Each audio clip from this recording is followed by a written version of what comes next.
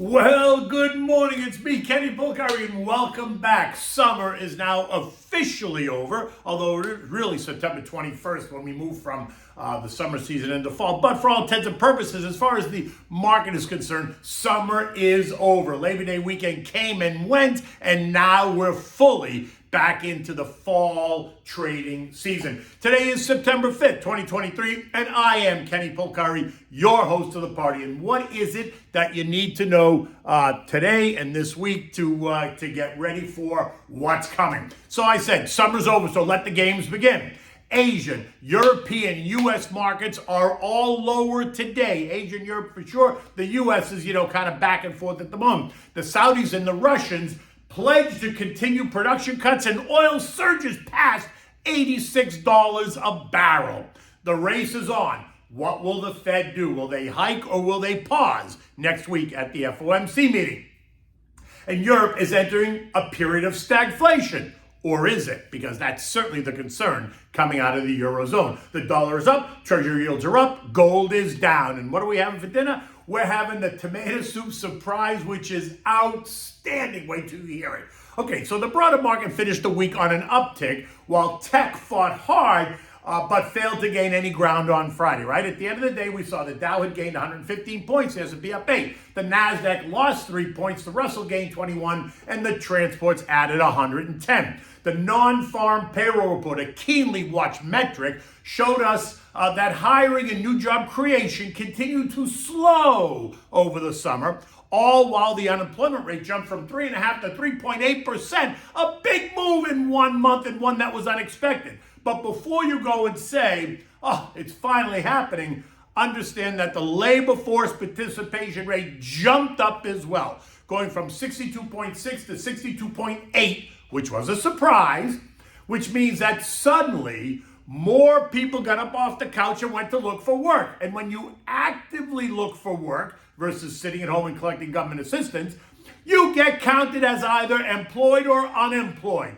And all this meant is that the additional people that came back into the workforce did not find work that they wanted, and that allows them now to be counted as unemployed. Thus, the spike in the unemployment figure, right? This versus people who were let go and filing for unemployment. While some of that did happen, it was the surge in the labor force participation rate that really caused the unemployment rate to jump. So understand how that works, right? To be clear, again, the move up in the labor force participation rate means more people went looking and more people found nothing, which is kind of hard to believe since there are 8 million jobs available, but that's a whole nother story. Let's not even go there. But one way or the other, so understand how some of this data works before you go running and saying, oh, wow, look at this, all these people losing their job. Not so much. Construction spending rose more than expected, up 0.7, while the ISM prices paid rose as well, going from 42.6 to 48.4. And all that means is what? Prices are going up for businesses. And if prices are going up for businesses, you know what that means? It means that inflation is brewing and prices at the consumer level will most likely begin to rise again as well. And that leaves the Fed in a quandary. What is going on? Is inflation subsiding like they tell us, or is it becoming more entrenched? That is the $64,000 question, and one that the Fed is going to have to consider at the next FOMC meeting. Actually, it's in 2 weeks. It's on September 20th. Remember, last month's PPI report also showed rising prices at the producer level. Friday's employment data was a win for the guys, and that's generic for both men and women, calling for a soft landing, right? Hussein Mehdi, who's the macro and investment strategist at HSBC Asset Management, said the case for a September pause is overwhelming. A bit dramatic, I think. Rick Reeder, Chief Investment Officer for Global Fixed Income at BlackRock, also told us that the cooling labor market supports the speculation that the Fed is done raising rates, making bonds more appealing than stocks, is what I assume he means. All while Cleveland Fed President Loretta Mester remains steadfast, saying that inflation remains too high despite recent improvements and that strong labor market. She went on to say that future policy decisions will be about managing the risks and the intertemporal costs of over-tightening versus under-tightening monetary policy. Well, did you see that? She now threw a new word into the conversation: Intertemporal. In this case, that means how current conditions affect what options become available in the future. So you ask, do we continue to do smaller hikes now or wait and do a larger hike later? Just food for thought, because if they pause in September after the PPI and PCE rose in July, and we're going to get August numbers next week ahead of the meeting, and they're up and they still pause, then the conversation is going to be about a 50 basis point increase in November. Kavish? In any event, Loretta and Neely Kashkari and Jimmy B, the former St. Louis Fed president, have all been calling for this 6% terminal rate for 9 months now, which is, by the way, 50 basis points higher from where we are from current levels, right? Just think about that. So in any event, it is what it is. We're now in the first full week of September, and this month has been a historically tough month for stocks. We know this. We've been talking about it. Now I know that Tom Lee at Fundstrat and Ryan Detrick of Carson Group are telling us that this time it's different. They're not expecting a tough September. Well, my gut says, not so much, which is what makes this business so fascinating, right? Because there's always two sides to the story. There's buyers, there's sellers, and it's always very exciting in the markets. So as I've been saying, tread lightly. Let's see how it starts. The next Fed meeting is 2 weeks away, September 20th. We will have plenty of macro data points to digest between now and then. Today brings us factory orders, expected to be down 2.5%. Durable goods, capital goods ordered, capital goods shipped. Wednesday is going to bring us mortgage apps, S&P Global Services PMI at 51.2, which is still expansionary. The ISM Services prices paid, this is going to be the one to watch, and the ISM Services employment number. Thursday, it's the usual suspects, initial jobless claims and continuing claims. And then Friday brings us wholesale inventories and consumer credit. Consumer credit will also be another metric point to watch because it will talk about the health of the consumer. The dollar index is up this morning, gaining 0.4 to trade at 104.62, leaving it just a hair below the May high of 104.69. News out of Australia, Canada, the ECB, and the Fed will continue to drive the action.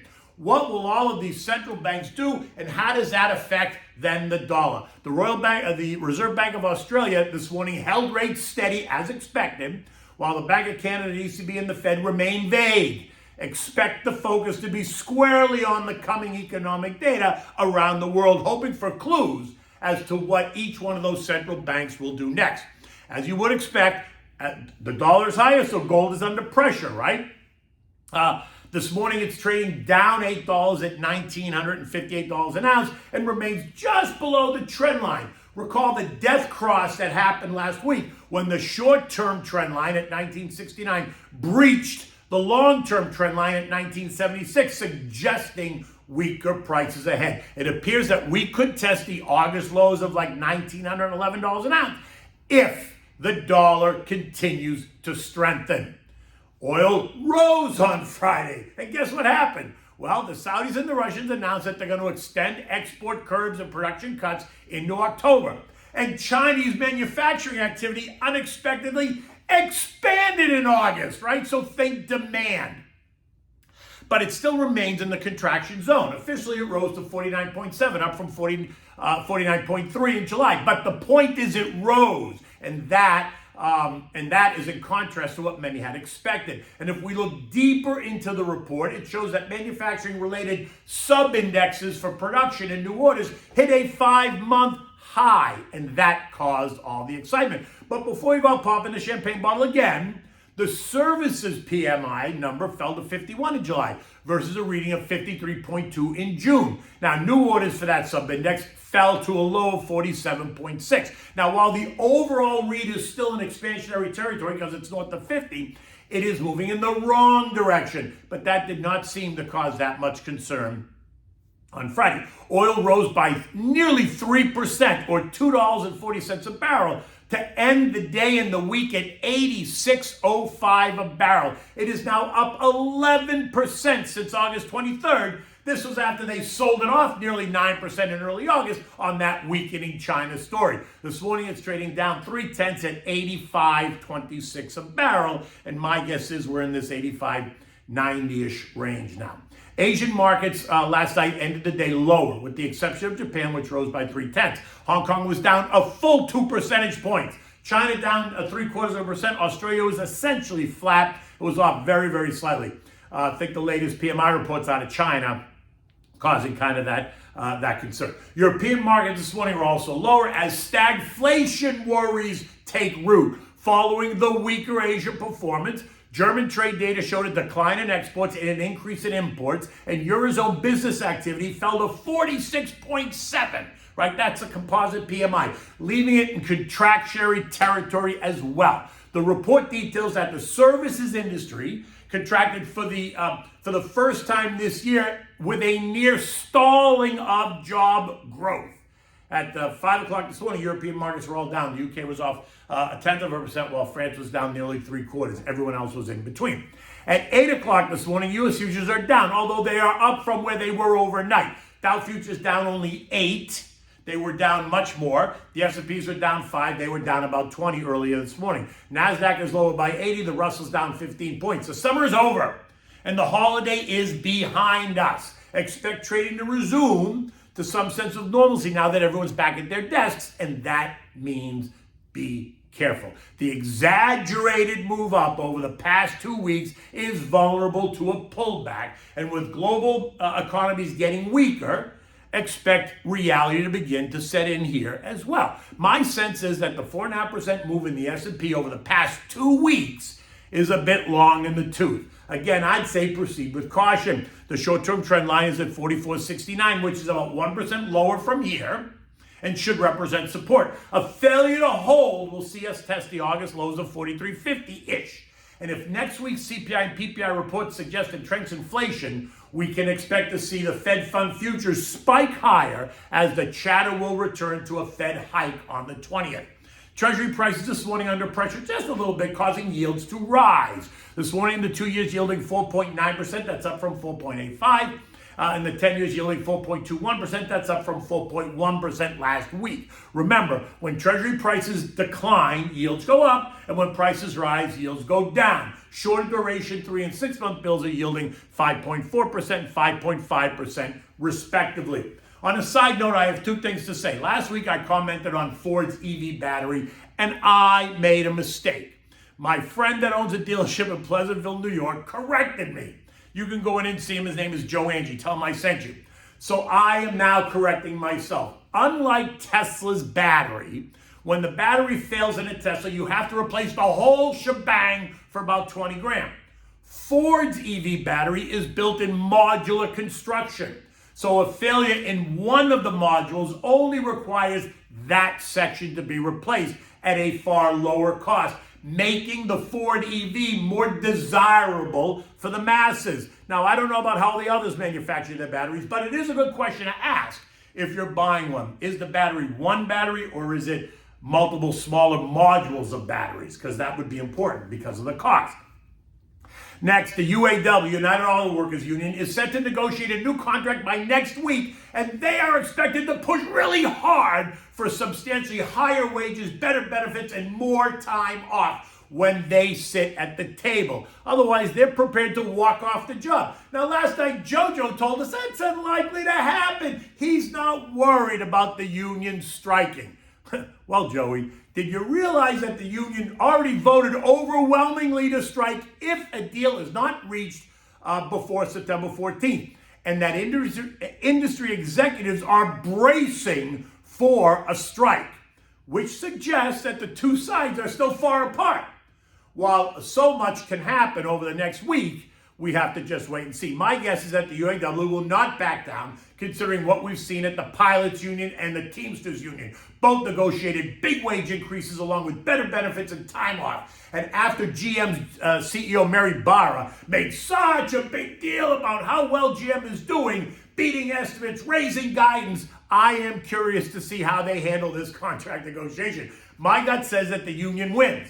And higher wages and more time off and better benefits. And that only means what? Higher prices to consumer. Because remember this name, Sean Fain. He's the UAW president. Remember that name. The S&P ended the day at 45.15, up 8 points as summer came to a close. Again, I think the moves higher over the past 2 weeks were a bit exaggerated, so a pullback is not out of the question.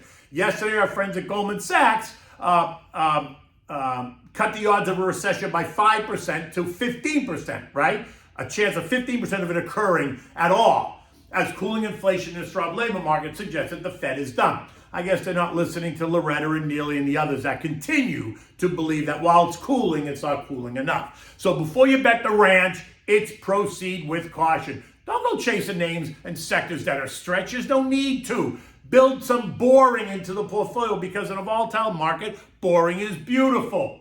Don't stress, stay focused, talk to your advisor. Remember, this is a long game and there is always an opportunity somewhere. Okay, so what do we have for dinner tonight? Well, this was so delicious. It's called, I don't know, I'm going to call it tomato surprise soup because it's got pinoli nuts, it's got burrata cheese in it, it's got cannelloni beans. It's just delicious, right? Yum, yum, yum. And I put pictures on my Twitter so you can see it, right? And like I said, I did make this yesterday afternoon. The whole thing maybe takes you 30 to 35 minutes, really start to finish. If you want to let it simmer on the stove a little bit longer, that's fine, right? But for this, you need a box of, say, 24 ounces of cherry tomatoes. You can use the bigger tomatoes and just slice them if you have them. You need 4 or 5 garlic cloves chopped. You need a medium-sized red onion. You need olive oil, 1 can of cannelloni beans. You need pinoli nuts. You need water, salt and pepper, burrata cheese. And then you need a French baguette to toast and serve with the dish. Start by sauteing the chopped garlic and the red onion in a large saute pan for 3 or 5 minutes on like medium-high heat. Just make sure you're not burning the garlic or the onions. Now, add the cherry tomatoes and cook them until they blister and then explode, right? Once they do that, they're all kind of exploded. Take them off the heat, let it cool for 5 minutes. Then put them in a blender or a food processor and blend them until it's smooth. Then return it to the saute pan. Then turn the heat back up to medium because you still want not to have some heat on for the next part of this. Now you're going to add 1 can of cannelloni beans, water and all. Just dump it right into the tomato sauce. And then you're going to add a little bit of water, maybe like a half a can of water. Now stir it all up, heat it up, stir it up. Now turn your heat to low after it's been cooking for 5 or 10 minutes. Add a handful of pinoli nuts and then the burrata cheese, the mozzarella shell and all. And then you want it because it'll melt. Once you put it in there and you chop up the mozzarella cheese, the burrata is soft anyway. That's going to melt right away. But the shell will melt into the hot soup. Stir that in. Turn the heat down to low because you don't want the cheese to stick or to burn. Turn the heat down low and just stir it. Now, take that French baguette I told you about, slice it right down the middle, open it up, put it under the broiler, unbuttered, just plain.